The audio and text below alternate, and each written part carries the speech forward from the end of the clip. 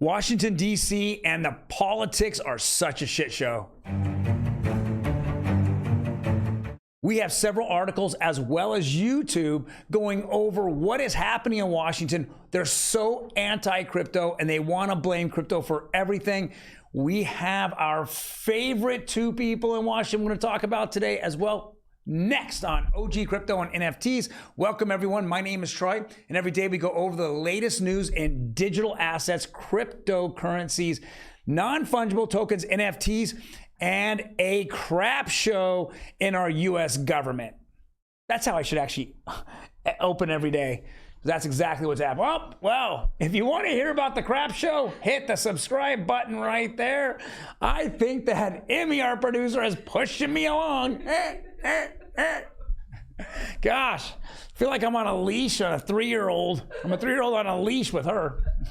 All right, let's jump right into it. Barney Frank of Signature Bank, he's on the board of Signature Bank. He was a senator of the House committee when they did the Dodd-Frank Act about 10 years ago after the last debacle, the last banking debacle. Well, guess who's back in the same characters and the same shit show that we have? Yes, look at Elizabeth Warren. You got it. The biggest shit show of all time. She was there 12 years ago, a career politician that only cares about her agenda and doesn't care about anything else. She is as anti-crypto as SEC Commissioner Gary Gensler. And this is what Barney Frank is screaming about.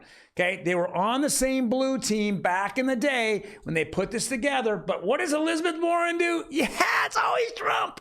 It's Trump. You got to get it, guys. If she craps in her pants, it's Trump's fault.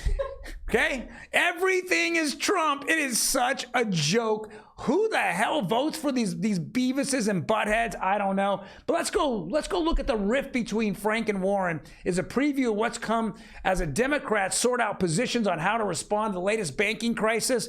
She caused it. She caused it. And now she wants to roll back. You know that the Washington Post, I believe it was the Washington Post that just came out yesterday and said that she sent an op-ed to them prior to Signature Bank closing that they feel now that she had something to do with it, because Barney Frank is saying right here that that bank was not insolvent and had no problems, but she was the one, because she hates crypto so much, she wants to take out the crypto banks. Let's go read a few things here. Keynotes.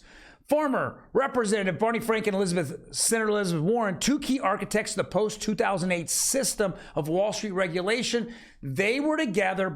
Frank, who chaired the House Financial Services Committee in wake of the global financial crisis, wrote a sweeping new rules called the Dodd-Frank Act, right? Most recently served as a board of New York Signature Bank, which regulators shut down on Sunday, okay? He blames Signature failure on a panic that began in last year's crypto collapse. His bank was one of the few that served the industry, compounding a run triggered by the failure of tech-focused SVB Bank late last week. Okay?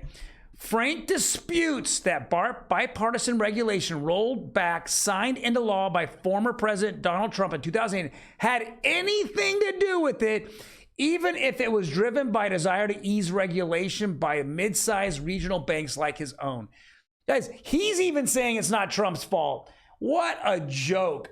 Elizabeth Warren, I mean, again, if you guys want to, if the government, or I should say the people, want to continue to put in career politicians who have no business sense, they only have agendas, then you're going to continue to see this.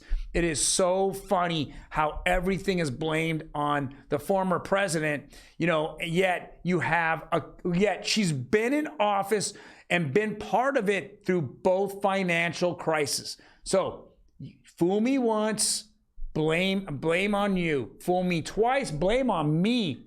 You guys who vote for this crap need to get rid of her. All right, next. U.S. shuts down crypto service tied to $3 billion in transactions. This is a mixer, again, another mixing company. The Germans came up, Vietnamese man charged in connection with takedown. What is a mixing company? What they do is they say, okay, you pull up a wallet on one side, You dump your crypto into this mixer.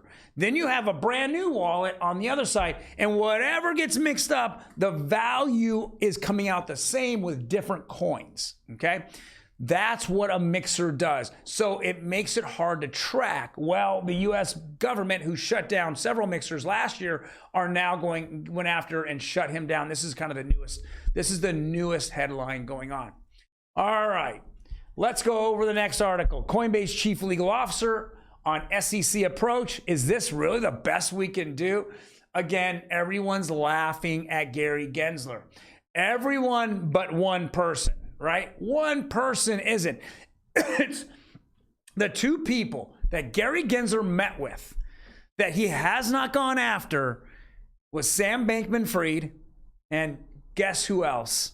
Yeah, Joseph Lubin. Let's go listen to Joseph Lubin here. He is part of the ETH Foundation. He was there at the beginning at the complete security ICO that was of Ethereum, the ICO of ICOs. It was a blatant security at the time, and he, as well as Vitalik, were promoting how to hide your wallets with adding email addresses, because you can only buy so much ETH at the time. So he said, well, just make up fake email addresses and bring in more wallets. And that's what the Ethereum whales did. They bought more and more. And then we're noticing they're dumping on retail, as well as the foundations dumped on retail. Vitalik's dumped on retail.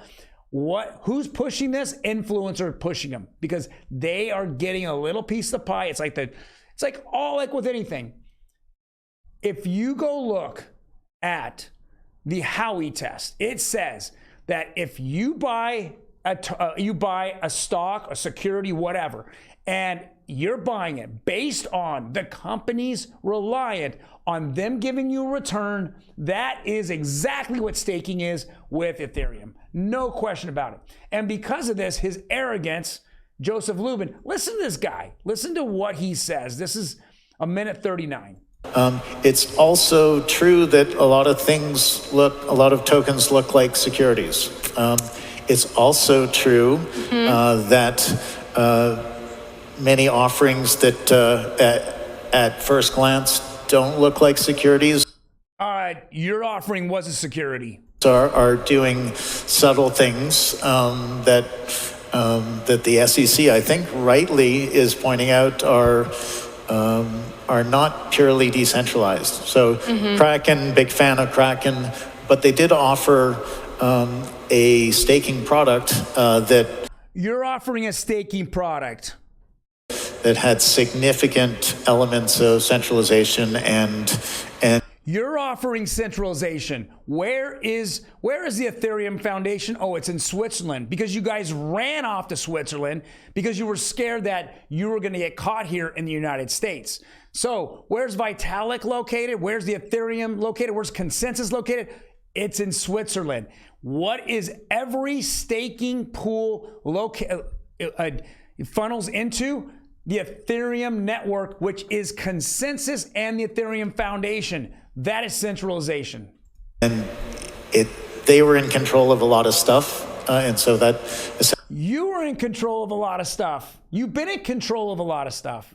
Essentially makes it a security. If you advertise your very decentralized thing in such a way that it sounds like people are going to be able to make money based on your effort... Well, you are making everybody here who's staking ETH is making money on the basis that you are going to give them a return in the staking pools. You got rid of the miners, right? So now it's the staking pools that are all linked right back to the foundation. Then just that language can make it a security. So I actually think that, and this will be a little controversial, I think that Gary Gensler and the SEC are doing a great job. Let me repeat that to everybody who owns crypto out there, right? Gary Gensler and the SEC are doing a great job. Why? Because Gary Gensler hasn't gone after them. Why? Because we know that some of those disguised whales that They're not transparent. Nobody sees financials from Consensus or the Ethereum Foundation. He won't show you those. He won't show you how much Ethereum they own. We can only see wallets, right? And there's a bunch of wallets with Ethereum sitting in it that haven't been touched since the ICO. So who are the whales that own those? Come on, Joseph. Who the hell didn't boo this guy off stage? I don't know. I would have booed madly, madly. All right. Let's go on to our next. Let's bring on Emmy, our producer, and let's go talk about NFTs. Hey, Emmy, how you doing? I am good. How are you? I am doing fantastic. Hi. NFTs used to serve court papers in victory against hacker.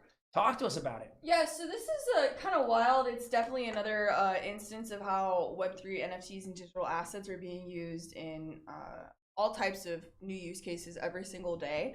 So there was a ruling that took place last week where the plaintiff, who goes by Rangan, Bandy Pants, whatever, this guy who lost almost $1 million in USDT in a hacking scheme back in 2021. They don't know exactly who did the crime, they're alleging, but the plaintiff's attorney is confident they'll be able to recover the funds. Obviously, like we always say, when it's coming to blockchain, there's always a trail, so I can see why the lawyer would be having this type of stance. Essentially, this was all linked to a Coinbase wallet that faked a liquidity mining pool, and they were able to serve the papers via NFT, which is kind of interesting because if you don't know someone's identity, but you know at least their wallet number, it would make this type of scheme possible. Yeah, but you have to give them one or two things, and mostly you have to give them your seed phrase. If you're sending it to them, you sent it to them. So if I went to a different computer, every computer I go to that's not familiar with me, and I have to put in my seed phrase. So if you gave a seed phrase up, okay, that's an issue. If they were at a familiar, computer, then they're looking for the password. That's a you issue, right? So what I'm saying is, because of the blockchain, they would know what wallet took this money, right? So you'd be able to just send an NFT to that wallet if you had their address. Correct. Yeah. So that's what my understanding of this was. This was written a little funky, so it's kind of hard to get the gist of exactly what went down. But I think just the fact that it's making headlines as NFT court papers is a very interesting point. Right, another case use for NFTs, right? Yeah, definitely. Okay, and then this last topic here, can you read this for them? Join the crypto fitness revolution, right? This is a new move to earn project that's making waves. How to buy early. It's kind of a pitchy type of article here. It is, yeah. So this is called Fight Out. We've reported on this before. It's a move to earn, get paid to exercise type of game. It's interesting though because they did pass the 5 million mark right here, which is a milestone for them, and their pre-sale is going to be soon. I think this is interesting. Whoever was in charge of their marketing definitely wanted like a Adidas looking image here. I'm very much getting that vibes, especially with this little fisty logo that kind of looks like the Adidas street types. And the UFC logo. Obviously and as the well. UFC, yeah. So it very much looks like that to me. I think we're going to continue seeing games like this, and if the UFC were to get on some sort of something in this concept, I think it would just get absolutely blown up here in America. Right. The thing with this is that this article by Jimmy Aki, Crypto News, it's very pitchy. So it looks like they haven't sold their pre-sale out. Like most should have sold instantly. I wonder if this was like a paid thing, like you're saying, because it has been recycled quite a few times. Right, it has. And so they've already got $5.5 million. They don't have any major sponsorships here. This was very hot, 6-8 months ago when several different other companies came out, and now they're just trash at the moment. So it's almost as if you get in, they pump it, and then you dump it onto the next set of people that they're pitching it to. Yeah. I mean, $5 million they've already gotten out of this just by selling a pre-sale of these. I don't know, man. I'm just not as excited as some other people might be on this. I'm very much into fitness, even though you can't tell. But with that being said, What are you looking at me for? Don't be a hater, Troy. Get join fight out. Yeah, Mrs. Wrestler right there. Mrs. Judo.